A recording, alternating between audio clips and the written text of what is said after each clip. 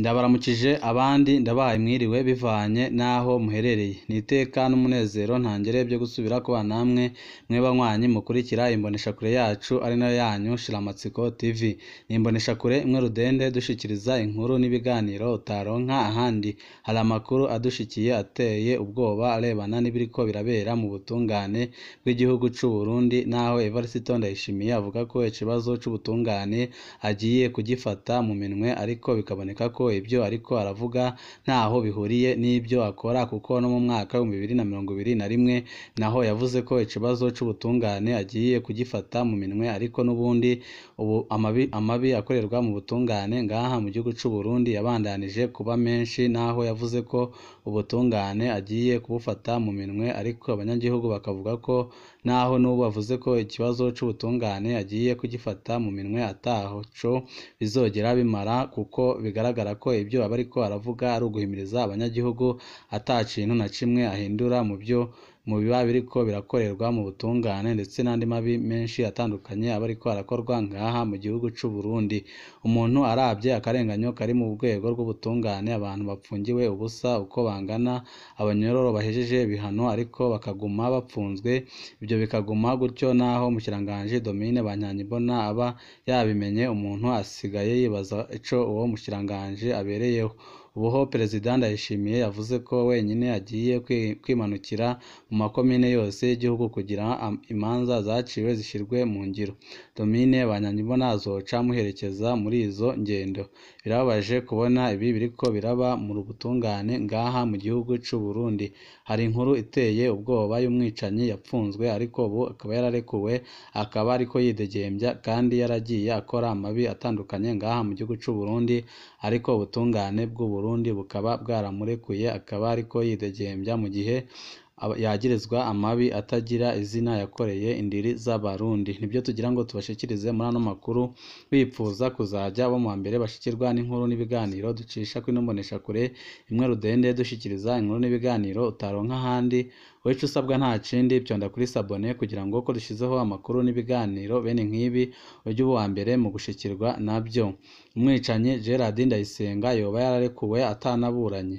Gerard Ndayisenga ni intwazangabo mu iperereza ry'u Burundi, izwi mu mabi atagira uko angana yakoreye mu ntara nyinshi z'igihugu: kugandagura, kunyuruza abantu bakaburwa irengero, kuboreza igufa abanyororo, kunyaga iby'abandi, nta kabi atavuzwemo. Yaranavuzwe mu bijanye no guturira ibohero rikuru rya Gitega. Muri Kigarama 2021 harabaye ico abarundi bafashe nk'igitangaro. Gerard Ndayisenga yarafashwe ajanwa mu ibohero rikuru rya Mpimba kubera uruhara yagize mu rupfu rwa Augustin Matata. Kuva afatwa ntarigera aburanywa. Niyo Mpimba yayimazemwo umwanya urume rumara. Amaze amezi atari make yarasohowe ngo aragwaye agiye kwivuza. Gerard Ndayisenga mu bubare mu Kamenge. Umwe mu bakurikirana inomboneshakure yamubonye kuwa gatandatu iheze mu kirabo mu Kamenge, yakwandikiye ati: uwahoze atwara iperereza mu ntara zitandukanye z'igihugu Gerard Ndayisenga yaragirijwe guhohotera umunyagihugu yitwa Matata, aho byamuviriyemwo gupfa. Uwo Gerard Ndayisenga yarahagaritswe ku itegeko ry'umukuru w'igihugu, ariko rero Gerard Ndayisenga ntiyatevye mu munyororo, aho bavuze ko agwaye mu mutwe, ariko akaba atigeze aja kuvurirwa ahazwi ko bavura ubugwayi bwo mu mutwe. Ku munsi wa gatandatu igenekerezo rya gatatu ukwezi kwa gatandatu umwaka wa 2023, Gerard Ndayisenga nk'abandi barundi bose yariko afata agakawa bita royo ku kabare bita ku maho musi y'ingoro y'umugambwe CNDD-FDD mu Kamenge, kwibarabara riduga ku kirimba c'umukuru w'igihugu, aho yari kumwe n'akana gato biboneka ko koba kagwaye n'uwundi muntu umwe. Gerard yahonyoye icupa rimwe ata mupolisi amucunze nk'umunyororo, ereka ata n'umwambaro w'abapfungwa yambaye.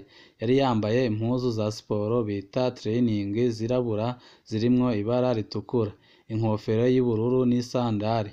Akaba mbere yariko yiyunguruza n'imodoka vatiri Toyota Probox ifise imparati AI 2628. Gerard wenyine niwe yitwarira imodoka. Bikaba rero bitangaje ingene umuntu yishe umuntu yidegembya kandi yari yapfunzwe ku itegeko ry'umukuru w'igihugu. Biboneka ko Evariste Ndayishimiye atangufu afise ngaha mu gihugu c'u Burundi, niba atanga itegeko ngo bapfunge umuntu yagirizwa ibyaha bikomakomeye nk'ibyo akaca yidegembya. Biboneka ko atabutungane nta butabera buri ngaha mu gihugu c'u Burundi. Benshi bakaba bibaza nimba kwari uguhuma amaso abarundi. None nyiricubahiro iperereza ryiwe ibyo ntiribizi. Utwara ibohero rya Mpimba ntazi ko Gerard Ndayisenga atakibarizwamwo muri iryo bohero nyine atwara? None Gerard Ndayisenga yaraciriwe urubanza arezwa? Ibyo nibyo benshi bibaza bakabura inyishu. Si ubwa mbere turonse ubutumwa buvuga ko Gerard Ndayisenga yabonetse mu bubare mu Kamenge. Indwara bavuga ko yagiye kuvurwa biraboneka ko rwabaye uruyeri rwo kumusohora ibohero mu gihe yagirizwa ibyaha bikomakomeye bijyanye no kunyonora amatungo ya leta, kunyuruza abantu bakaburwa irengero, kugandagura abanyagihugu. Ariko ubungubu akaba ariko yidegembya mu gihe Evariste Ndayishimiye yirirwa avuza induru ko ubutungane bwapfuye ngaha mu gihugu c'u Burundi, ariko ibyo byose bikaba abizi. Hari abakwiriye gutanga umuco ku kibazo ca Gerard Ndayisenga. Umuyobozi w'ibohero rikuru rya Mpimba Colonel Serge Nibigira Batazira Gikona niwe wa mbere akwiriye gutanga umuco w'ingene Gerard Ndayisenga yasohowe ibohero rikuru rya Mpimba atanurubanza aciriwe. Ubu akaba adasiba kuboneka mu bubare butandukanye mu Kamenge.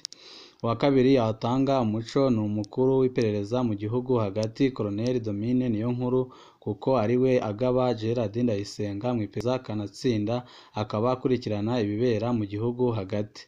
Yoba azi ko umukozi w'iperereza asigaye yidegembya?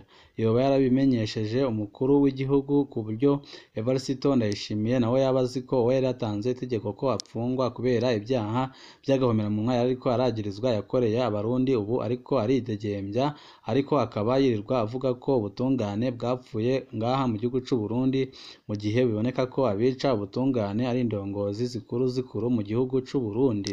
Uwa gatatu ari nawe abibazwa ku rwego rwo hejuru ni umushikiranganji Domine Banyankimbona ajejwe ubutungane.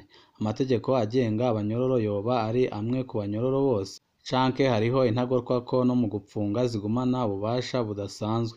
Bigenda gute ngo byorohe gupfunga imyaka 8 inzirakarengane Christian Butoyi atigeze anaburana, ariko bikoroha gusohora umwicanyi nka Gerard Ndayisenga?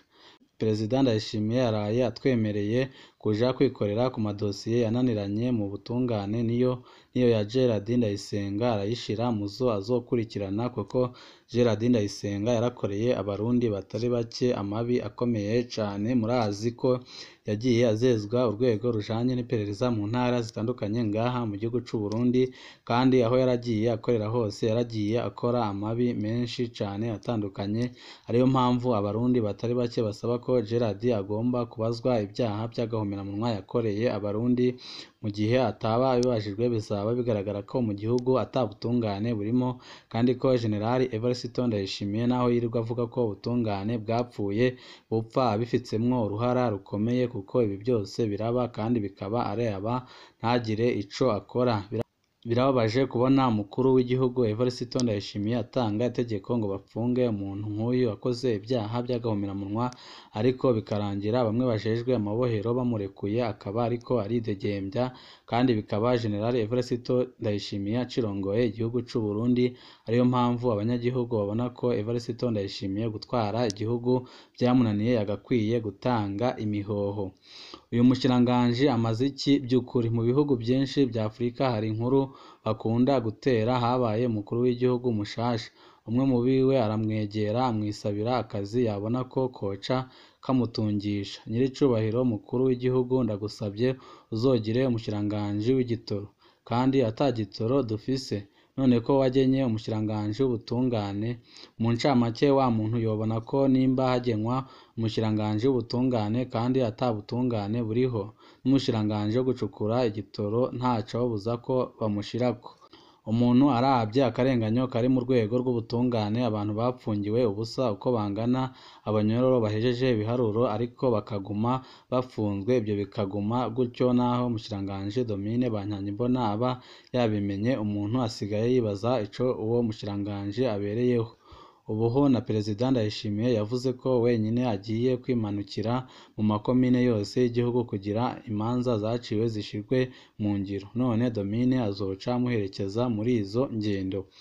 Kubona tumaze umwaka urenga Domine Banyankimbona tumwibutsa ko Christien Butoya amaze imyaka hafi 9 apfunzwe kandi ataburanye akagirizwa icaha bizwi neza ko atashobora gukora, by'ukuri umushikiranganji ntaco amaze mu Burundi, biboneka ko ata kintu na kimwe yigeze amarira abarundi, ahubwo ari agacingirizo k'ibihangange mu butegetsi bwa General Evariste Ndayishimiye kugira ngo abategetsi batandukanye ngaha mu gihugu c'u Burundi bajye babona uburyo ki bakora ibyo bishakiye atawubabangamiye, kuko biboneka ko Domine Banyankimbona ataco amaze ngaha mu gihugu c'u Burundi, ari ukwitirwa ko ari umushikiranganji w'ubutungane, ariko bikaboneka ko ata kintu na kimwe yigeze akora kugira ngo ubutungane ngaha mu gihugu c'u Burundi buboneke. Birabaje kubona Evariste Ndayishimiye biriko biraba, ariko akaguma avuga ngo agiye guhindura ikibazo kijanye n'ubutungane, ariko bikaboneka ko ataco yigera ahindura, bikaboneka ko ibyo ariko arakora systeme y'abadede kugira ngo bagumye bahimirize abanyagihugu babone ko umukuru w'igihugu abashigikiye kandi atago abashigikiye na gatoya, ahubwo bikaboneka ko ibyo avuga bitandukanye n'ibyo akora. Hari amakuru menshi tuba turiko turabatohoreza ajanye n'ubutungane ndetse n'ibiriko birabera ku ntwaro ya CNDD-FDD y'agahotoro, tugira ngo tuze kubashikiriza amakuru yacu, hanyuma wifuza kuzajya bama mbere bashikirwa n'inkuru n'ibiganiro dushikiriza kuri nomonesha kure imwe rudende, dushikiriza inkuru n'ibiganiro utaronka ahandi. Ico usabwa nta kindi, vyonda kuri sabone kugira ngo ko dushizeho amakuru n'ibiganiro bene nk'ibi ujye uba wa mbere mu gushikirwa nabyo. Ibihe byiza nibyo ndabipfurije banywanyi bacu.